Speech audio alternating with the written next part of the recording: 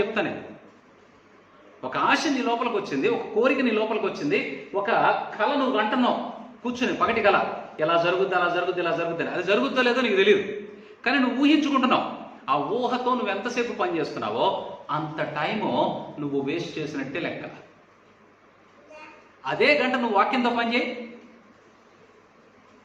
అదే గంట నువ్వు వాక్యంతో పనిచేసి చూడు. వాక్యము నీ ఆలోచనలకు వచ్చిన వెంటనే ఏమవుతుందో తెలుసా? నీ చుట్టుప్రక్కల ఉన్నటువంటి నీ సమస్యలన్నీ కొంచెం కొంచెంగా దూరంగా బయటకు వెళ్ళిపోతూ ఉంటాయి. వాక్యము నీ లోపలకు వచ్చింది, నీకు జ్ఞాపకంలోకి వచ్చింది, వాక్యాన్ని నువ్వు వింటున్నావు, వాక్యాన్ని మరలా జ్ఞాపకం చేసుకుంటున్నావు. నా లోపల ఏ వేరుంది, నా లోపల విషపూరితమైనటువంటి వేరుందా, నా లోపల దేవుని వాక్యం అనేటువంటి విత్తనము ద్వారా వచ్చినటువంటి వేరుందా, దేవునికి నేను ఎటువంటి ఫలాలు ఇవ్వాలి అనేటువంటి ఆలోచన నీ లోపల మొదలవటమే నీకున్నటువంటి సమస్యలకు పరిష్కారం ప్రారంభమవుతుంది.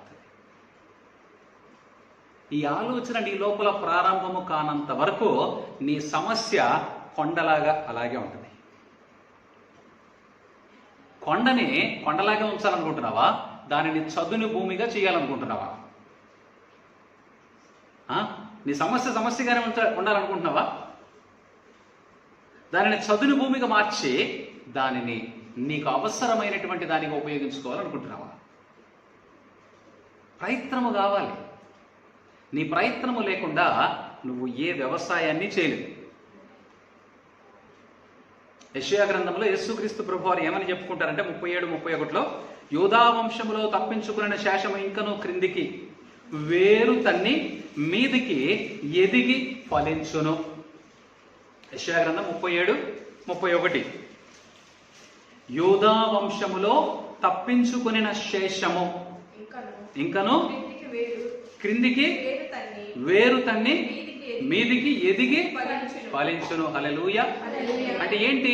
మీ లోపల ఉన్నటువంటి దేవుని వాక్యము బాగా లోపలికి గనక, అంటే మీ లోపల స్థిరముగా ఉంటే, మీరు లోపల దానిని నాటినప్పుడు పైన ఫలాలు మీకు కనపడతాయి. దేవుని వాక్యము నీ లోపల ఎంతసేపు నువ్వు జ్ఞాపకం పెట్టుకుని దానికి భయపడి దానితో నువ్వు పని చేస్తూ దానితో ఆలోచన చేస్తూ ఉంటావో, ఆ వాక్యములో నువ్వు ఎదిగే కొందికి నీ బయట భౌతిక సంబంధమైనటువంటి పరిస్థితులన్నీ కూడా ఆశీర్వాదంగా మార్చబడతాయి. అది ఎంత ఆశీర్వాదమో నువ్వు ఊహించలేవు. నువ్వు వాక్యాన్ని లోపల ఎంత బలముగా నాటుతావో, వాక్యము నీ లోపల ఎంత నువ్వు ఎక్కువ సార్లు జ్ఞాపకం చేసుకుంటావో అంత బలముగా అది లోపల నాటబడుతుంది. ఆ వాక్యము నాటబడిన తర్వాత దాని బయట ఎదిగేటువంటి ఎదుగుదల ఫలము నువ్వు ఊహించలేవు. ఒక మొలక చెట్టు వేసాం, ఎన్ని కాయలు కాస్తాయి అంటావు నువ్వు? ఎన్ని కాయలు కాస్తాయి అంటావు? చాలా అంటే ఒక అరటి చెట్టు వేసావు, ఎన్ని కాయలు కాస్తాయి? చాలా కాస్తాయి. మొలక చెట్టుకి ఎన్ని కాయలు కాస్తాయి? దేవుని వాక్యం ఏమంటుందంటే, మీ లోపల వాక్యము ఎంత లోతుగా అయితే నాటబడుతుందో, బ్యాంబో ట్రీ చూసారు ఎప్పుడైనా? చూస్తే ముందు వెదురు బొంగు పెరగదు.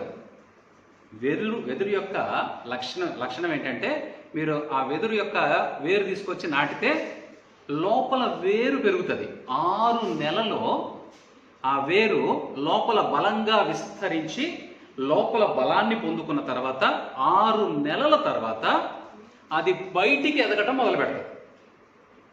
కేవలం 40 రోజుల్లో 100 అడుగులు ఎత్తు వరకు పెరుగుతుంది.